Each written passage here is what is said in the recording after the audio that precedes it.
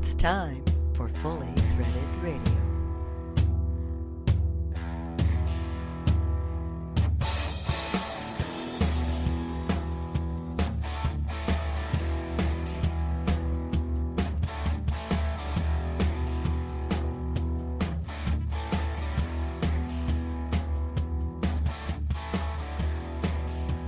It is Fully Threaded Radio, voice of the FCH Sourcing Network. I'm Eric Dudas, along with my compatriot, father of the scrubber software, industry renowned, Brian Musker. Brian, how are you? Oh, I'm fine, thanks. I hope that listeners don't have any trouble understanding my deep South accent. Texan accent, of course. For those who have not met Brian in person or on the phone, yes, you're from Texas, correct? Right, yeah. For those who haven't, we'll get to know you a little bit better very soon. This is Fully Threaded Radio, episode number 1. We are recording the week of March 15th, and we'll have this podcast available on the fullythreaded.com website on Thursday, March 18th. We intend to make that kind of a regular event. Now, is that going to be regular every week or regular every second week? Well, that's the question, isn't it? We'll start with second week. Okay, fair enough. I think that we have a pretty interesting show lined up, but really setting the stage for this whole thing, we are the people behind FastenersClearinghouse.com, and we thought for a long while what would be a good way to further develop the network, further develop the community surrounding FCH, and it's certainly a trend of the times that podcasting, other new media tools are available, and here it is. So we'll see if the proof is in the pudding indeed in this case. What do you think, Brian? Oh, I think it's also the right time for us to come out a little bit so that some of the people who've come to know us over the years can find out a little more about us. Well, that's a good point. There are certain issues surrounding FCH still that I think we need to address, and hopefully the people who are inclined to use a podcast will find this a valuable way of communicating with us. Incidentally, we intend this to be a bi-directional communication. You can certainly always email us at ftr@fullythreaded.com. That's the email address, ftr@fullythreaded.com. And very shortly, we will have available a forum right off of the FastenersClearinghouse.com website. And that's soon to be released, as I understand it. Are those IT guys on the ball over there, or what, Brian? Oh, wow. Of course we are. Yeah. A little bit of technology in the way, but we'll fix that. Gerbils in the wheel, as it is. Right. Yeah. Well, that's good. So, to set the stage again, we've got several, I think, important and interesting issues to discuss during the course of the Fully Threaded Radio program. But in this episode, the maiden voyage as it is, we have some pretty interesting guests, I think, lined up. First of all, we will be talking with industry luminary and publisher of American Fastener Journal, Mr. Mike McGuire. We will touch on first his new endeavor, which is an e-zine dedicated towards aerospace. And then we'll move along to his involvement with the Ohio State University Fastener program, which is a pretty interesting story. Yeah, and he's done a lot of good work there, and I think it's a very valuable addition to the OSU Engineering School that they would deal with fasteners. I mean, these are fundamental to the whole engineering field. That's right, and that's going to, I think it's going to provide a pretty valuable service to the industry, especially when this thing gets fully underway. So we'll hear a little bit about that and hopefully generate even more understanding about what's going on at OSU. We'll also be visiting with Andy Pels, self-described fastener marketing dude. I love that. Yeah, right. He's got some interesting takes on the new media as it pertains to the fastener industry. We had a conversation with him a couple of days ago that we recorded for Fully Threaded, and we'll be playing that. And also a very good idea of some of the way that the fastener industry is changing as leadership in some of these companies changes hands gradually. The impact of it's having, and particularly how the web is impacting some of these fastener companies. That's true. He does have some interesting ideas. We're going to kick things off with a short clip that we recorded just over the weekend with Larry Thomas and Rob Lucas of Fidelis Fasteners. They're in Shanghai, China, and they'll give us a little bit of information about what they're seeing over there as they scout the area for their clients. And we'll hear one or two things I think that the distributors here on this side of the ocean will find pretty interesting. You know, this week we uploaded to our new YouTube Fully Threaded channel a couple of videos with Rob Lucas as he describes some of the issues, current market issues surrounding the fastener industry. Did you have an opportunity to take a look at that, Brian? Oh, I did, yeah. And I agree with him. I think that Rob deals with a few subjects that we have, discussed and struggled with for some time now, which is newer ways of sourcing. And this is really what FCH is all about. Yeah, it's true. You know, I'm not sure if it was on episode 1 or episode 2 that he touched on that. But in any event, the first episode has been uploaded. And, actually I was pretty happy with it. But as usual, you get mixed reviews with everything. I was emailing with some people back and forth. One of the comments that I got was it was a little on the dry side. Well, let's be realistic. I mean, this is the fastener industry. And in the end, any industry cannot be full of excitement all the time. Well, that's a good point. And speaking of things that aren't dry, reading a breaking headline here in the February-March issue of the Fastener Technology International magazine. Kevin Higgins is Vegas Fastener Poker Champ. Did you get a look at this? Yeah, I did, and now I know why Kevin didn't come to see us at our booth at the Las Vegas show. He was busily playing poker. That may be right. Yes, Vegas Fastener Manufacturing held their first annual poker tournament, and Kevin Higgins of Quality Component Supply out there in Oregon was the winner. Yeah, well, I've talked to Kevin numerous times over the years. He was one of our very early members and gave us some really good hints on some of the abbreviations used in the fastener industry, but he never told me that he was a poker player. Mm-hmm. Well, he did definitely give us a push in the right direction early on, and actually I invited him on the show, and he really didn't. He was not blowing too positive on it at the moment. Well, it's not everyone's cup of tea. Well, that's true, and you know what? That's probably why he's a good poker player. Probably. Right. Well, I'll tell you, we've got this clip, as mentioned, with Larry and Rob from Fidelis, and let's play that, and then we'll take a short break and come back and talk with our first guest, Mike McGuire. And how's that sound to you, Brian? Sounds just right. All right. And we're joined now by Larry Thomas and Rob Lucas of Fidelis Fasteners. Gentlemen, you are in Shanghai, China. What finds you in Shanghai, and what are you seeing? What are you hearing out there? Well, we're in Shanghai. We arrived in a couple of days ago from Dubai, where we were checking out the markets there, and we're following up on some orders and leads, doing some audits, and attending a Hangzhou Fastener show. You came to Shanghai by way of Dubai, correct? That's correct. That's correct. And it was more of the same in process, I suppose. Yeah. We have a handful of customers and a handful of vendors that we're working with in the Middle East now. And first footsteps there, so we're growing the market. You were mentioning before we kind of got online here that you had heard some interesting things about energy prices in China and some possible ramifications about that. I wonder if you could describe that again and possibly expand. Well, we were catching a flight into China, and there was a news blurb on one of the television screens on the plane, and it had mentioned something about Chinese demand for oil has increased 38% from last year, which I kind of reflect to them building cars and all of the infrastructure they're doing.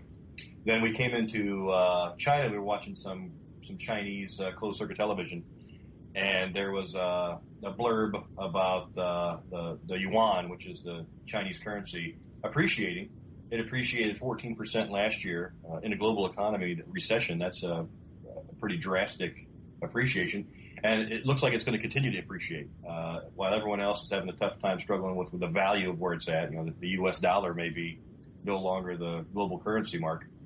China is still going to have some appreciation, and I think that's going to cause some problems for exporting.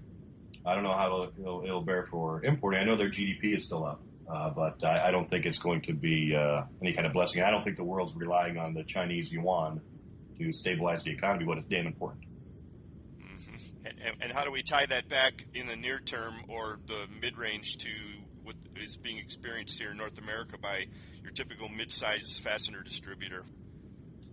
Well, what we see is going to trend is export prices will continue to slightly increase as the producers here in Asia see their domestic market demand continue to increase with all the infrastructure projects that are going on. For instance, India is up 7-8% over year over year, and they're starting to move towards we want to make specials, but we're not interested in making standard fasteners. And in China, that may not necessarily be the case, but their prices are going to increase. And Baosteel here is the 500-pound gorilla, and they're dictating where the price for the raw material is going to go.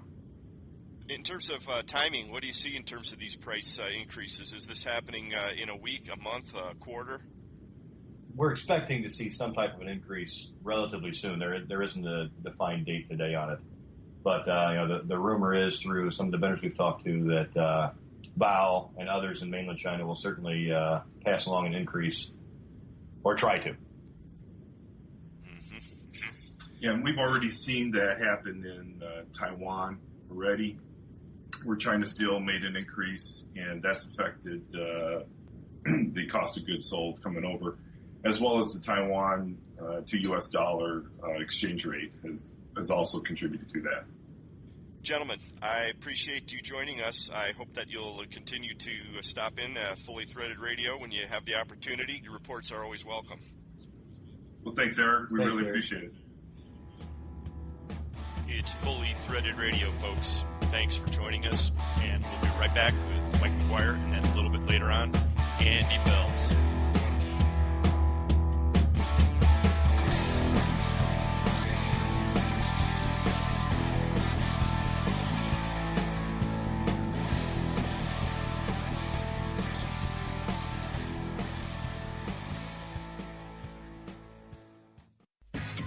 FastenersClearinghouse.com. Search and source from over 500,000 line items, or just a mouse click away and available at no charge. When the need arises, you won't find a better place to locate hard-to-find fastener inventory. It's where you need to be. This is Joe Truckee of Cal Fasteners, and Fasteners Clearinghouse works for us. This is Robert Wanzer, and Fasteners Clearinghouse works for American Imperial. This is Andy Pels from ScrewCrew.com, and FCH works for the fastener industry. Join the Sourcing Network now and show your inventory to a whole new market. Turn slow movers into cash. List up to 10,000 line items. Show them to distributors only or to the world. FastenersClearinghouse.com. It's where you need to be.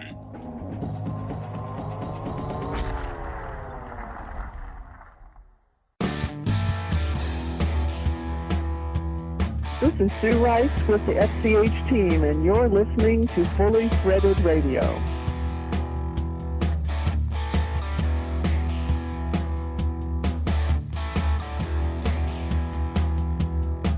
Who was that guy? It sounded like the Geico gecko. I don't know. I thought it was you. No, it wasn't me, mate. Well, I don't know. But I'll tell you one thing. I'm overcome right now with this urge to get a membership to FCH. Actually, maybe I'll get 2 or 3. They make a great gift, you know. Hey, it's Brian and Eric back with you, Fully Threaded Radio. Email us at ftr@fullythreaded.com. So the Fidelis guys are going to be interesting to pick their brain when they return. They're telling us now that price increases are coming, although I suppose there's nothing surprising about that, right?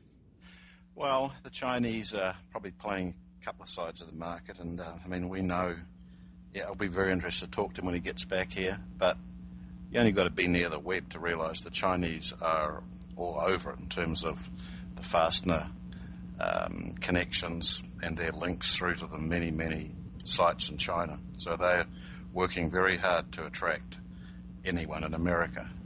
Well, there's no question, and the Fidelis guys are out there trying to take the pulse. Yeah. So, look forward to hearing from them again. Now, moving to the next segment, before we get to it, you are an engineer. You're a mechanical engineer, is that right, Brian? Well, I did a sort of engineering. It's called theoretical and applied mechanics, but it's specialized in mechanical engineering. And what type of curriculum did you do? How would you compare it, say, to a mechanical engineer curriculum? Is it similar? Was there really? I guess what I'm getting at, was there something that prepared you for the world of fasteners? I know you did a lot of work, extensive work with structural development, and at one point you were developing submarines for the Australian Navy. And what prepared you for that type of work? Well, I was part of my thesis at the engineering school in New Zealand. I was working on actually the stress calculations in screw threads, of all things. So it was an interesting preview of what was to come later in life. But I did a study for the New Zealand government on the impact of stress on a screw thread while you're actually making it. So I think that some of the things that Mike's talking about to me are very interesting, because the reality is that engineering is practical application of science to everything that surrounds us, and fasteners hold everything together. That's right. We're surrounded by fasteners. We are. Well, let's without further ado play the segment that we recorded with Mr. Mike McGuire very recently, and we touched on the subject of the Ohio State University Fastener program. Welcome to Fully Threaded Radio, Mike. I'm glad you could be with us. Yeah, good morning. We were talking before the show, and there are so many things that we could talk about. Last time we were actually chatting in person was back at the Vegas show, and I know that you've been doing a lot of new and different things since then. And actually, one of the reasons that we actually got together on the phone was because of your new tidbits section in your Fastener News Now online presentation, and I really find that format to be a really great new thing. Well, thank you. Yeah, we what happens every day, we spend an hour to an hour and a half just going through emails, news releases we receive overnight, typically. And a lot of news releases are short, they're 1 or 2 sentences, and instead of, say, posting them on Fastener News Now, we thought we could accumulate them for, 7 to 10 days, and then put together a little tidbit kind of news release. And each one we tried, actually, we used Monster.com as an index, as a baseline for employment, and give a little report on that. And thank God the employment, or the demand for new employees in the fastener business, has risen slightly in the last couple of months. And then we always put in little notes about people that are maybe celebrating 30 or 40 years in business and things like that. And then, of course, a variety of different kind of news releases. And we've gotten some very nice positive feedback, like yourself, on it. And so we're going to continue to do that about every, like I say, 7 to 10 days.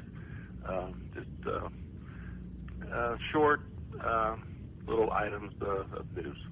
We should probably make note of the URL of that site. It's, of course, FastenerJournal.com, and just click on the Fastener News Now link, and you'll see the tidbits sections kind of interspersed with the other news items of the day. Right. Now, other things we talked about in Vegas that we've done. We started a quiz, a Fastener quiz. We asked 3 questions every day, and I actually put an inspirational quote with it to motivate people. But again, we've gotten some nice feedback on that, and the material comes out of a book that actually was written several years ago, Industrial Fastener Study Guide, and not to make this a sales pitch, but it is available, and several people have bought that and are using it in their business to teach fasteners and fastener technology kind of thing. Actually, we had an idea to do a podcast, but just with our workload, we've not done that yet. As we talked earlier, we did introduce our electronic magazine this past June. called on the aerospace fastener side of the business. In fact, just yesterday, the third edition went out as a quarterly publication. It's 25 pages. In it included company profiles of Houston Precision Fasteners and MS Aerospace, and then we had a few technical articles. Alcoa Fasteners was our first time we've offered a cover sponsorship, and they took that position. And then we included things we call the list, which is always a short purchasing aid, where to buy certain types of aerospace fasteners. And we are developing an aerospace fastener buyer's guide. And then we changed our schedule for the e-zine. It comes out now. We're going to call them spring, summer, fall, and winter editions. So it'll be March, June, September, and December. So it's a quarterly released publication. And Mike, what's the subscription arrangement for the e-zines? It's free. It's basically electronically transmitted PDFs. It's set up the same design format as the magazine. So it's free. I mean, advertising supports it, and the readership is free. And our readership in this is literally all over the world. Because a lot of aerospace fastener companies have branches in multiple locations. So our circulation is very, very wide, and it's wider than any fastener publication I can think of in the world. So once again, listeners would go to fastenerjournal.com to register to receive the e-zines? Yep. Yeah, and you can click on the tab. It says Aerospace Fasteners e-zine, and our issues are all archived. And they can pick up the first two issues, and, of course, the third one will be up in a matter of a day or two. In fact, just this morning we are downloading the March-April issue of the American Fastener Journal, which is at the post office as we speak. And that's online also. Does this release time to coincide with the increase in business in the aerospace field? Well, the reason we picked out different segments of the fastener business last year. We had aerospace, construction fasteners, and electronics. Okay. And the aerospace fastener business is larger than I guess I thought it was a year ago. And the construction and the electronic fastener e-zines, we're still working on them, but we're sort of on hold with them because there's not very much news. But in the aerospace business, there's news, literally every few days. This issue that we just put out had 21 news items in it. Right. Plus, like I say, the technical articles. But the aerospace business is arguably probably the second largest segment of the fastener business, next to automotive. And but it truly is a global industry, more than I thought before. Yeah, Eric's told me on a number of occasions that just from the people he's talking to that our own aerospace members reported a bit of an upswing in business just over the last few months. Projection is the aerospace industry will be strong in 2010 going into 2011. In fact, in our last tidbit, we put a little note in there that SPS Technologies had just hired 50 machinists back on the job and are looking to hire more in their division, of course, of Precision Cast Parts, which is a major supplier to the aerospace industry. Glimmers of hope. Yeah. Mike, we were talking, just to change the subject, the course of the subject a little bit here, we were talking earlier about a subject that's also covered in a recent tidbits, and that is the OSU Fastener Research Center, and OSU is Ohio State University. I know you had just this week a meeting with the president of the university to cover some of the developments that you've been putting into place, and that's a really important and I think an initiative that people really need to hear about, and who knows what we can do to garner extra support for this affair. Could you kind of help us to understand, and even for some folks who might not be on board with the whole idea to begin with? Well, actually, the name we've just approved is now going to be called the Advanced Assembly and Fastening Center at The Ohio State University, and it's tied in with the Department of Mechanical Engineering. I can give you a brief statement of the mission statement. It's basically it's four areas. It's to conduct state-of-the-art research in various aspects of assembly, create assembly and fastening library that aims to collect and continually update design, research, literature, catalogs, brochures. We're actively doing that right now. If people hear this radio broadcast, they can send their catalogs, brochures to, say, the American Fastener Journal address, and we're going to send, we're cataloging and sending them on to Ohio State.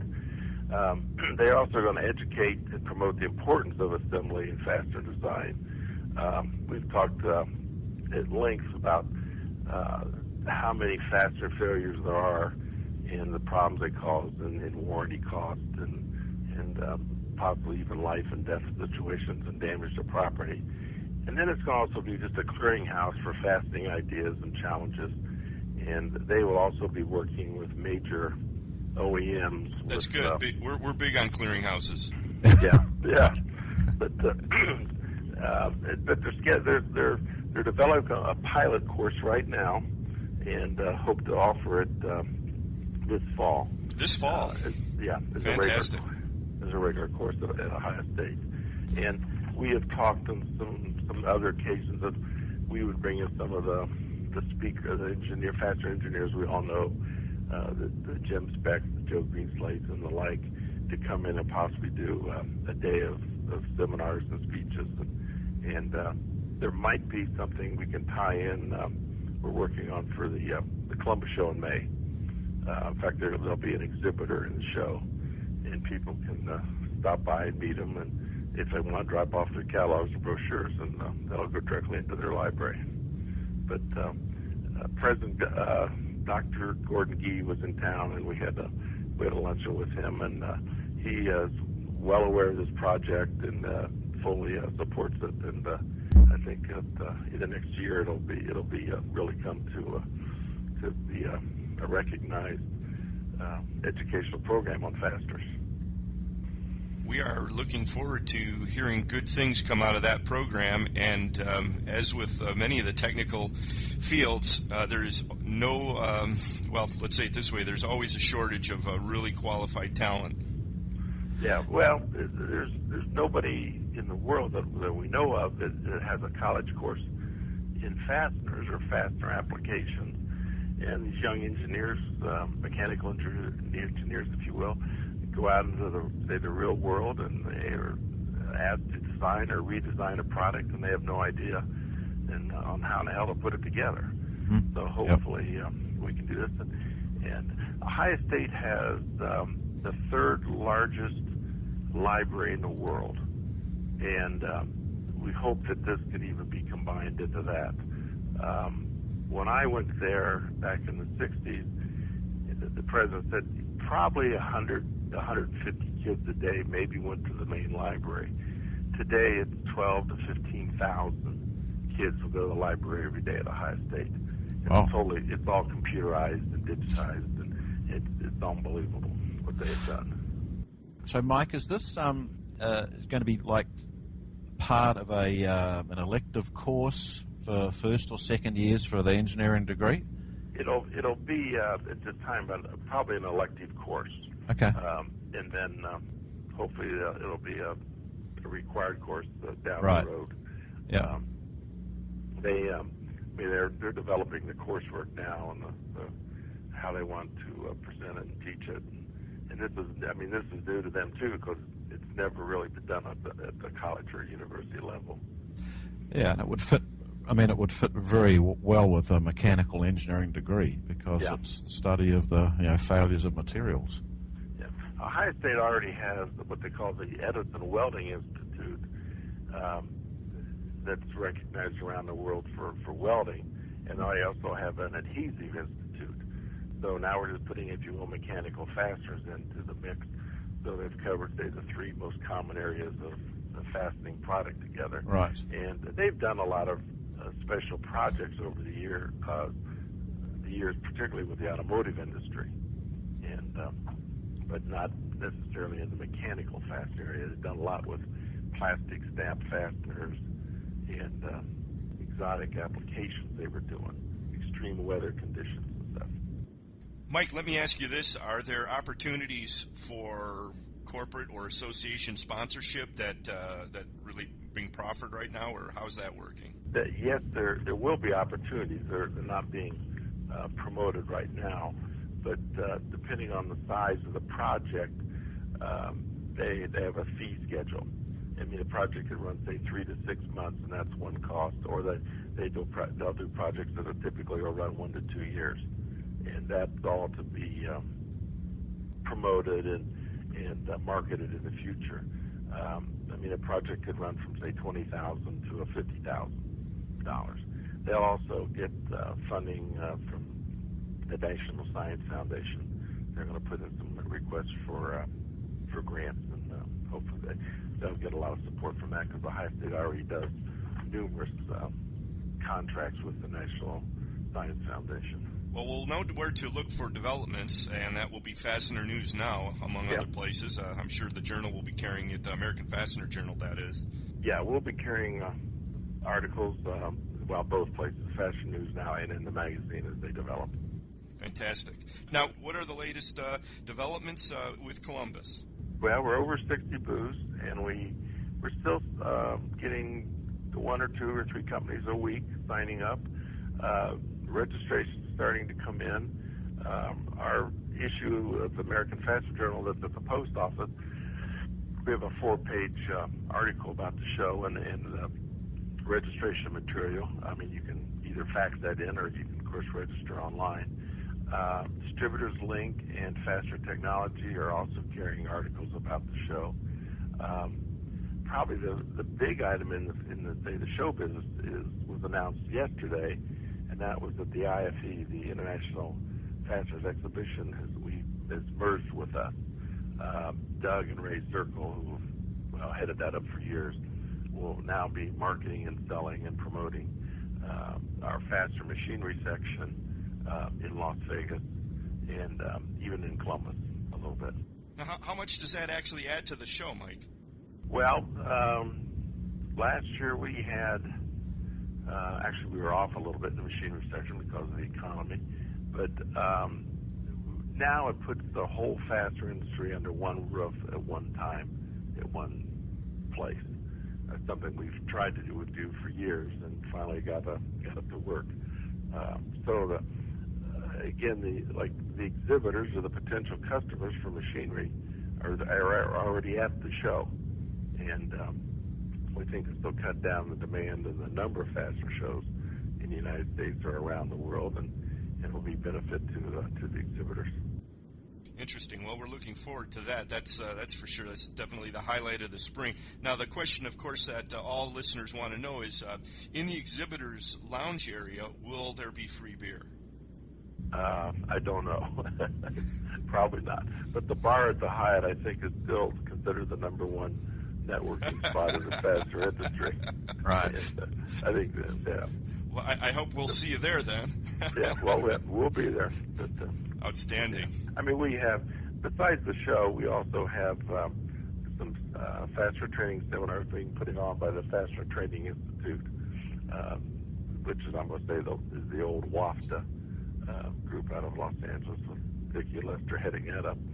And we're going to have women, the initial meeting for women in the fastener business, so the women in the industry can come together and discuss issues. And, of course, we have a cocktail party opening night. And so there's other things going on during the show other than just the exhibits. Historically, a lot of the bigger distributors come and make it a buying meeting. And we'll hold meetings during the show in some of the conference rooms. Absolutely. A lot of things go on. Yeah. Absolutely. There's no question that NIFS West and East are among the highlights of the Fastener calendar, and wonderful opportunities to do business on and off the floor. Yeah. Yeah, there's a lot of business done, let me just say, off the floor. And actually a lot of people, I don't know if they recognize it, but a lot of exhibitors do business with other exhibitors. So there's a lot of business that goes on there, particularly, in Las Vegas on the second day. I personally call it Vendor Day because the exhibitors get together and meet and talk about buying and selling. So. Well, Mike, I really want to thank you for joining us. This is the flagship maiden voyage of Fully Threaded Radio. We are kind of setting out on a voyage here, unknown course and direction. Well, I wish you good luck and continued success in all of your endeavors. And I think the industry needs a podcast. We got a Fastener blog that's growing, and we need these vehicles of communication to get the word out on what's going on in the industry. Absolutely. So good luck, and I'll be looking forward to listening as you go down the road. Thanks for being with us, Mike. Fully Threaded Radio, folks. We'll be back in a couple minutes with Andy Pels. Stay with us.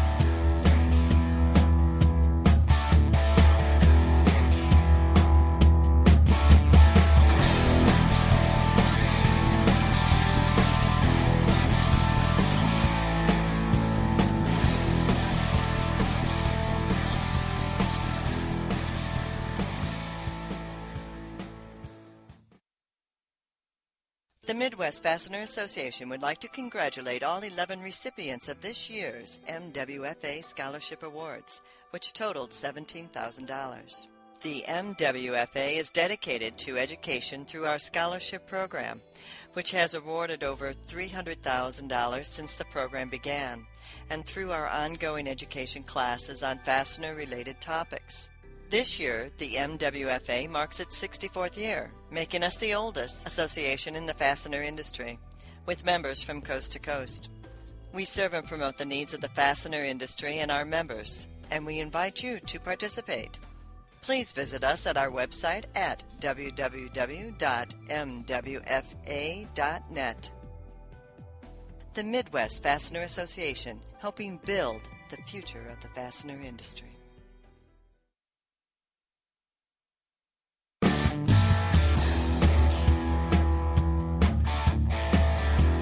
This is Joe Truckee from Cal Fasteners, and you're listening to Fully Threaded Radio.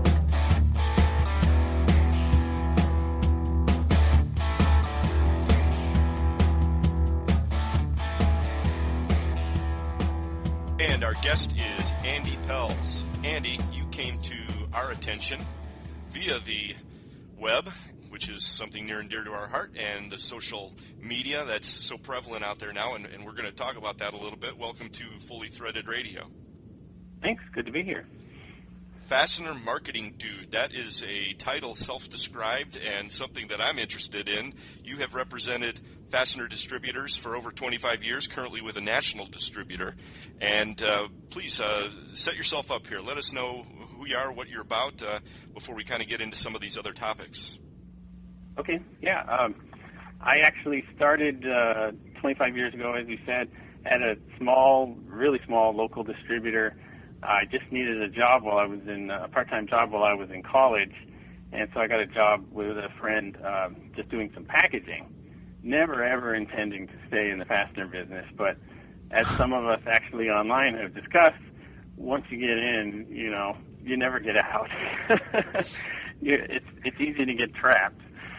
Not that I see it as a bad thing, but I worked there until I graduated from college, and then they offered me a job doing outside sales after I had done shipping, receiving, and little purchasing, that kind of thing.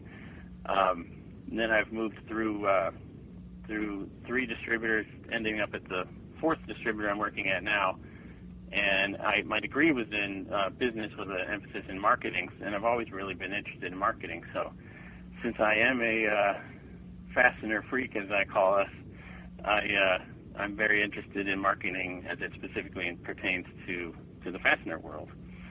So, hence the Fastener Marketing Dude. Absolutely. And among other things, one of your endeavors currently is screwcrew.com, www.screwcrew.com. And what are you actually trying to aim for with that site? What's it all about? I'm looking at it right now, and we could talk about the cufflinks a little bit down the page at a later point, but what are you shooting at here? That was actually, I was trying to think of some names when I knew I wanted to have a website years ago. Somebody had already taken screwcrew.com, but checked back a year or so later, and they had let it expire, so I just snagged it, I don't know, 10, 12 years ago maybe. And if that even existed back then. But and ever since then, I've just kind of been adding fastener-related things that are fun. I mean, the business we're in, you can't take it too seriously.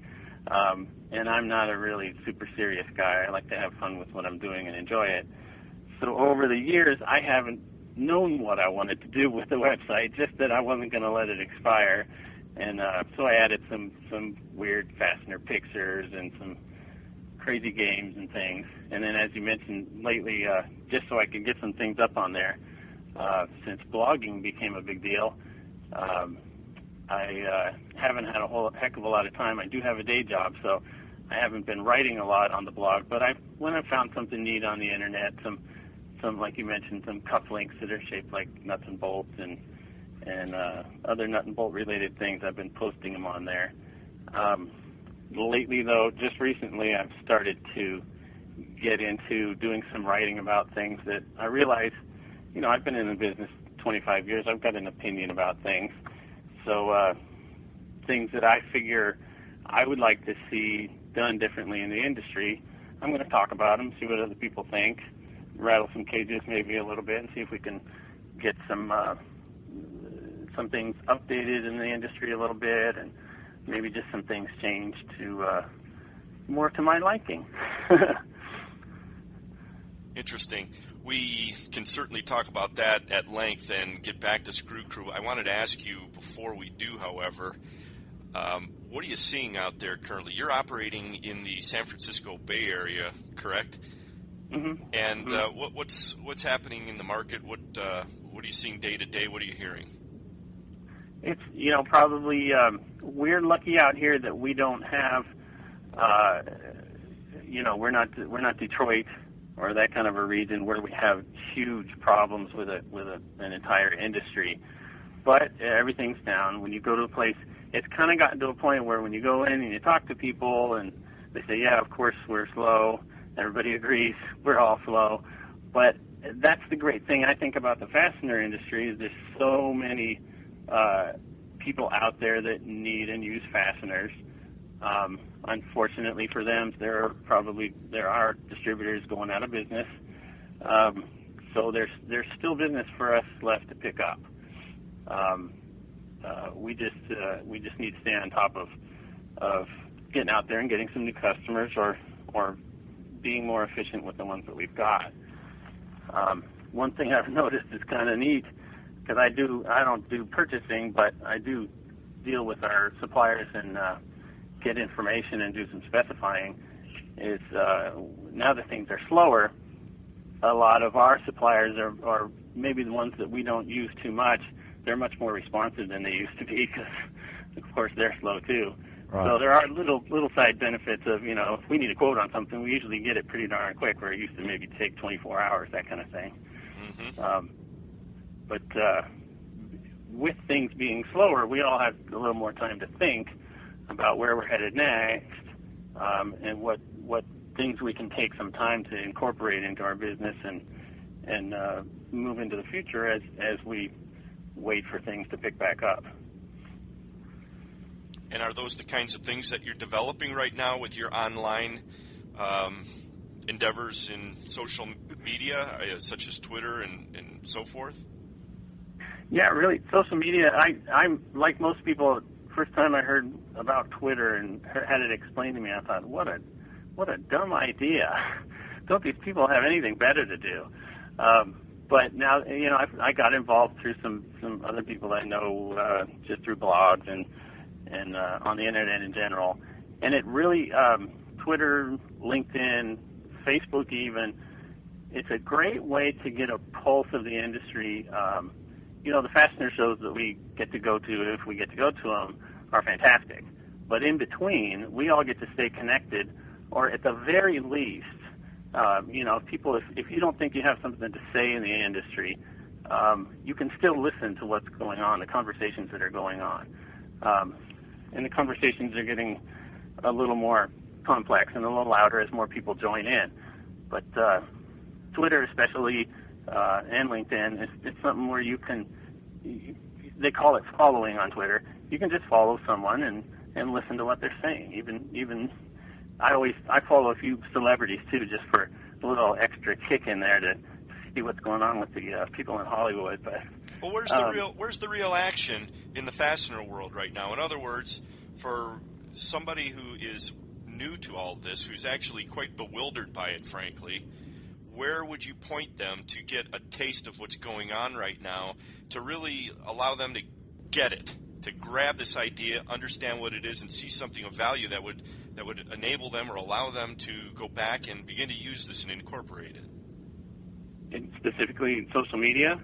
Well, exactly. I mean, let's take Twitter for an example. Who's doing something really useful right now? I'm on your page right now. I'm not saying it's not useful.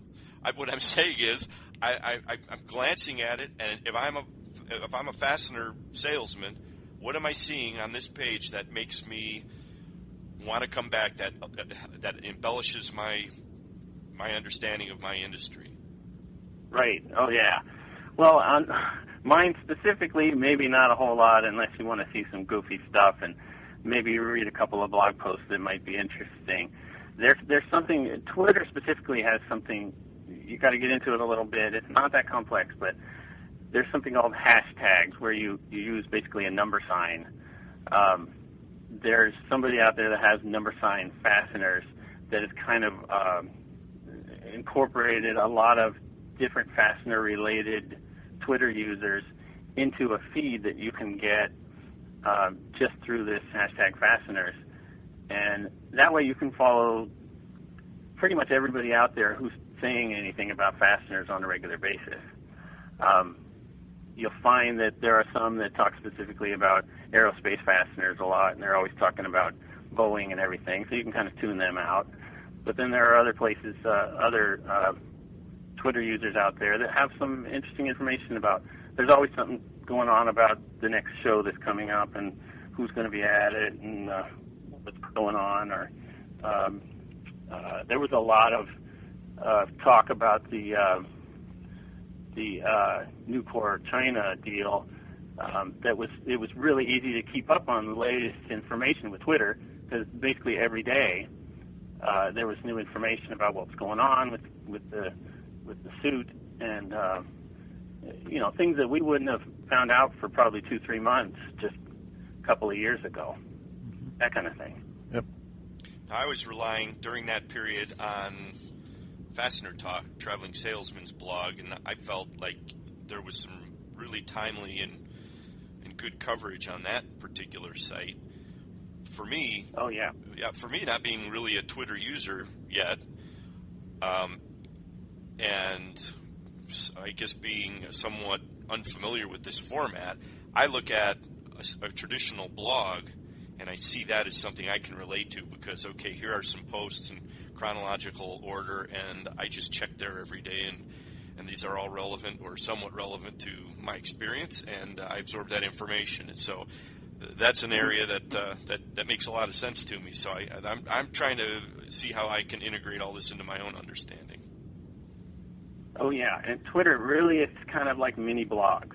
If anyone has gotten into following blogs or even has a RSS reader where you've got subscriptions basically coming into your RSS reader, Twitter's kind of like a mini version of that, because the posts are all very short, but they get to the point, and it's, hey, what's going on right now?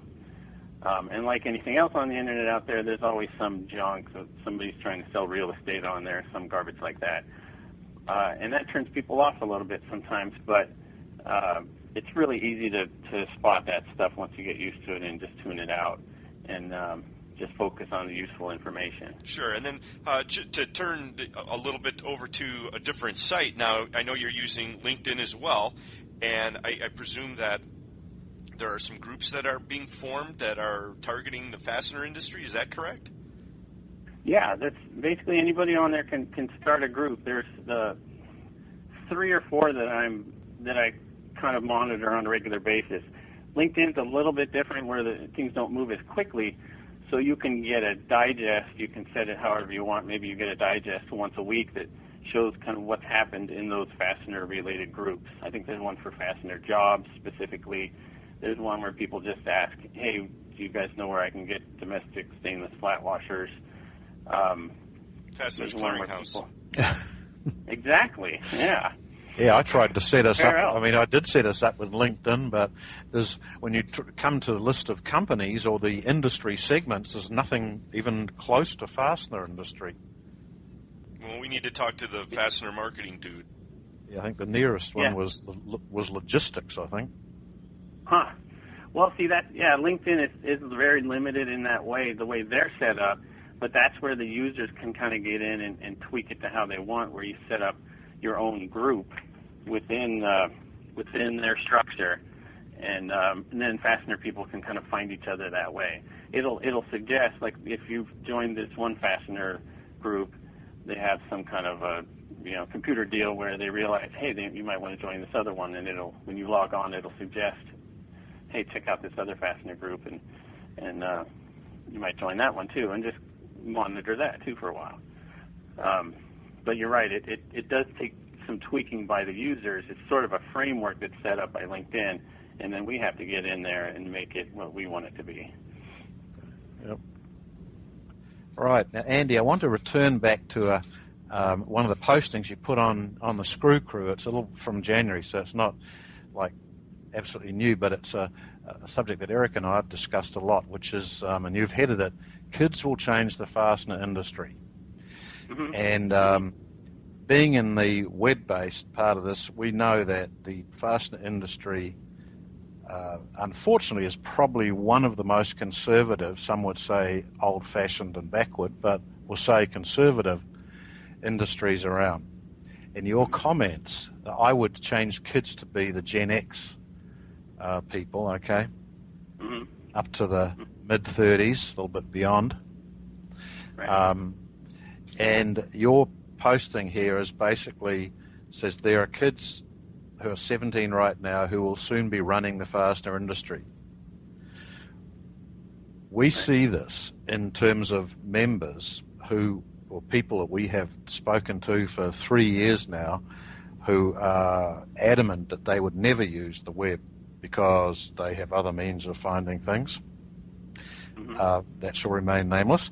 However, the people that we deal with are, in general, the sons of the owners who come in and realize that the world's changed, that people actually do look for fasteners on the web and for all sorts of other things too. Oh, yeah.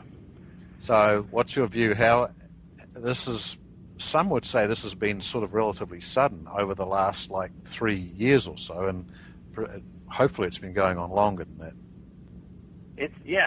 The reason that I said our kids I have a 17-year-old son, and I can see, and I actually had read some blog posts about this kind of topic, and realized that the way they're growing up, they've known the internet basically their entire life. It's incorporated as a part of their life. They're kids that age, they don't really watch TV anymore. If they want to see some funny video or drama or something, they'll look on the internet for it. Yep. It's incorporated into their lives so that, the 30-somethings, they're open to it, but the teenagers and the 20-somethings, they don't see any other way. It's not just that they're open to it. That's their life. That's how they do their life. That's how they find information. Nobody opens a dictionary or encyclopedia anymore. You just Google it. Well, they go to Wikipedia instead of the dictionary. Okay. Yeah, exactly. Yeah, you probably get a Wikipedia result if it's something like that. Right. So they look at the world much differently than we do, and I try to learn about the technology and use it and incorporate it into what I do because I think it's important that we stay ahead of it. Not just that it's some sort of a race, but that is where the world is going. these kids don't have to be convinced to use it. They're using it, and they're going to use it. And the rest of us, if I still want to be a fastener marketing dude when I'm 75, I've got to keep up with it. And right. I enjoy it. I'm not being dragged in kicking and screaming. I like it, and I think it's great. The efficiencies that we get out of it are fantastic. Well, yeah, and the interesting thing for us is that we speak to a number of these people because they may be, in general, the younger ones don't know a lot about the fastener industry and a lot about fasteners, but they do know how to find things, and just like they buy their pizzas on the web, they buy fasteners on the web because they're being tasked as the ones that we often talk to. They're in manufacturing companies. They've been given a bill of materials. Where else would they go to fill out the bill of materials but the web? And right. Invariably, some stage they find us. They type, something into that Finds Fastest Clearinghouse, and then they work out, hey, this is what we're looking for. This is how we find things. We speak to numerous ones of these. They're always illuminating stories. And they use these catchphrases that we tell our own members to use that drag them to us through Google. But it's fascinating, and we have other stories of particularly companies where the son is the one who's listing stuff on Fasteners Clearinghouse and the father's the one who's listing it in the book. Right, and kind of snickering at his son, like, oh, well, I'll let you try that. Well, the snickering goes both ways. Yeah. Actually, the interesting story is that one of these companies, a good company of ours over in the Los Angeles area, this young guy was telling me that the effect of the web and Fastest Clearinghouse, but the ability to do business, is that they could, something that they were tasked to supply, which they had none of at all, they put a request through Fastest Clearinghouse. Within 10 minutes, they had a reply for this, a very obscure type of socket cap screw, and contacted the guy, and within something like an hour had actually completed the business to get these things sent in. Right. It's, I remember 20 years ago when I did a little purchasing, we needed something that wasn't a normal item for us. We had to go ask the guy who started the company, where do we get this? Yeah. And he had it written down in some little book somewhere. Mm-hmm. Yep. And that's how you found out where to get things. And at the same time too, a lot of the business we did was, we know this source, our customer doesn't, got to keep it secret, all that kind of thing. Right. Now that's another thing people don't realize that's going to change from the distribution standpoint. If your customer really wants to find out where you got that part, they'll find it out. Right. The information is all out there, so you can't just rely on I know and you don't. You've got to be providing lots of other kinds of service and other value so that they say, you take care of my fasteners. I've got customers, they know exactly where I'm getting everything. I talk to them about it. They know they could probably buy it direct in some cases, but they count on me as a fastener professional because with fasteners, if you haven't been doing it a long time, you don't know what you don't know, and right. it's a little scary sometimes to be buying things. Yep. So, but using the web, everybody's got to be doing it.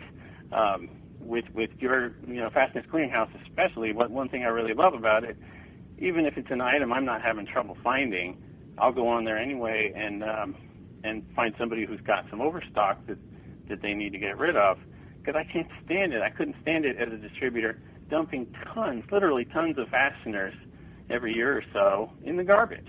Yep. And it wasn't garbage, it's just we didn't know who out there was using it. Right. Somebody's always using the part you have, no matter how weird it is. Somebody out there can use it. We just have to connect with each other, and that's really what this whole thing's all about. Let's come back to this idea of the new paradigm and the information, of going full throttle with information these days, and how we'll call them the younger generation, might be acting a little bit differently now that this is in place. You had made a post it was on Fastener Talk, and I think you wrote something similar on ScrewCrew.com, talking about an idea that you had for sort of a drop shipping on steroids approach to distribution. Right. And I was curious. I was really curious what is entailed in that new model, because it's certainly fueled by the information that is available out there. But what are the services that you're envisioning? And not even just the information, but the technology. That's where we're really talking about technology, not just the internet, but the programming technology that exists and no one is using. Where, some companies are using. Where for years, even before we got all these fancy computers, there are some companies who could do what we often call blind drop ships, which is the real extreme of drop shipping, where you don't even know that it's not coming from, let's say I work for ABC Company. The packing list says ABC Company. It says my customer's PO number on it, but it's shipped from somewhere else. But nobody can even tell. That's not even a requirement, I don't think, so much, because Porteous isn't going to sell to my end user, so I don't need to worry about hiding their name. It's just that I've had plenty of cases where I needed to drop ship something usually just for purposes of timing, and I can never count on the company who's shipping it to mention my customer's purchase order number or even their part number, for God's sakes. You can never ask for that. But if we could get a system set up, it's just some programming tweaks in their computer where all the regular paperwork spits out. The invoice to us, of course, they want to charge us for the stuff. Maybe a packing list comes to us through email, but the packing list that goes on the box says what we want it to say. Because there are plenty of times we get a whole box or even a pallet load sometimes of material in from our supplier. We basically rip their packing list off, put our packing list on, ship it back out. How efficient is that? It's ridiculous when really, if we had a trusted system, some kind of an online system, not that everything has to be online, but it seems to make sense where we plug our own information in, we know what's going to spit out the other end, that we could use that instead. Would it be fair to say this is why you are the Fastener marketing dude? Yes. Yeah, that would be fair. Okay. Now, you know that Apple has got this sort of thing, and probably most of the other computer manufacturers, down to a fine art, because you can go online and order your iPod from Apple, and it will come from one of any number of factories in China that's been set up to put your name on the back of it and sent to you directly from China, but it looks like it's come to you from Apple in Cupertino. Right, exactly. And that is the extreme, but shouldn't even be that difficult to do. I mean, we've got some suppliers who finally have decent websites that we can go on to check stock and order things.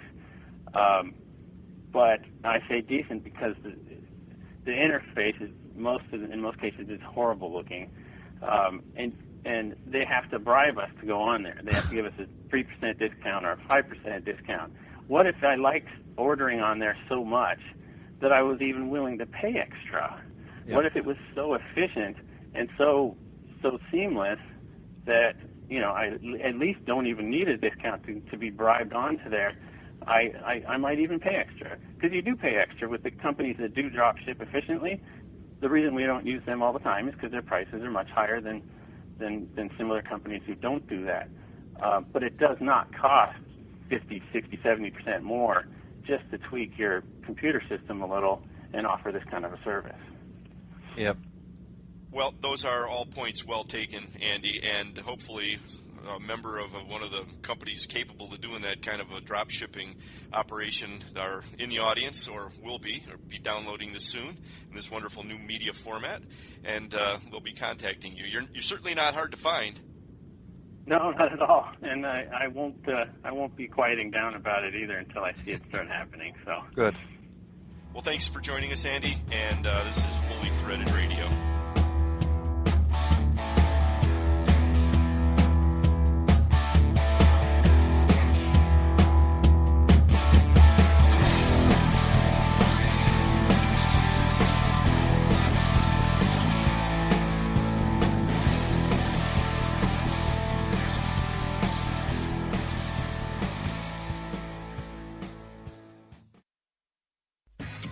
FastenersClearinghouse.com. Search and source from over 500,000 line items, all just a mouse click away and available at no charge. When the need arises, you won't find a better place to locate hard-to-find fastener inventory. It's where you need to be.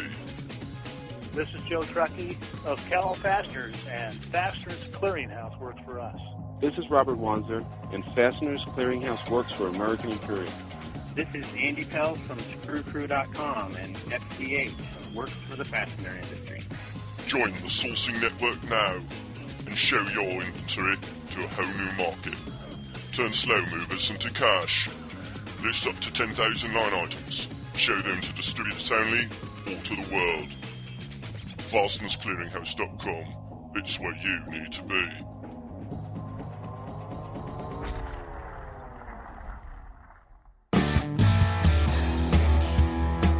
This is the traveling salesman at Fastener Talk, FastenerBlog.net, and you're listening to Fully Threaded Radio.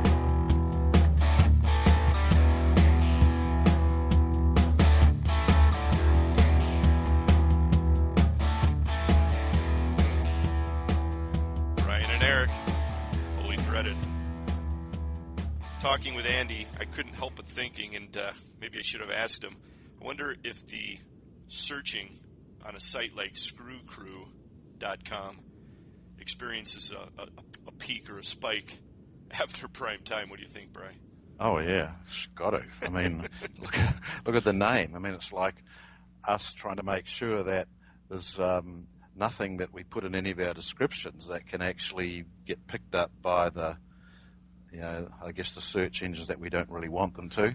And we spent ages trying to work out how we would rename a sex bolt to make sure it didn't turn up in the porn sites. Well, it's true. We were talking at the beginning of the show about the surge in rankings that we're getting, and there's a downside to everything. There's always a fly in the ointment, right?